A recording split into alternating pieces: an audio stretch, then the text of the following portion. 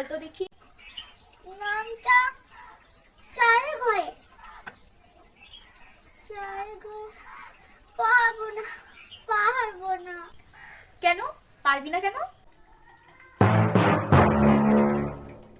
ওলে বাবালে দিদি ভাই, তুমি পারবে না তো কি হয়েছে?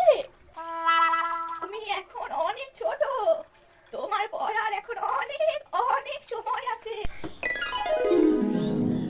শুধু শুধু আমার নাতনিটাকে বকিস না। যা বাবা, আমি কখন বকলাম? আমি তো শুধু ওকে একটু পড়াই ধরছিলাম। চলো দিদি ভাই, আমরা পার্কে যাই, একটু ঘুরে আসি খন। চলো, তোমার মা থাকুক ঘরে, চলো। সত্যি কি মজা, কি মজা।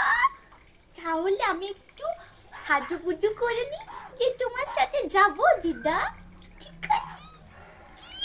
কি মজা, কি মজা। ওই, আমি যখন ছোট ছিলাম তখন তো মা আমাকে নিয়ে পার্কে ঘুরতে যেত না, তখন খালি বলতো পড়া কর পড়া কর, ভালো করে পড়া কর। আর এখন নাতনির বেলা এরকম?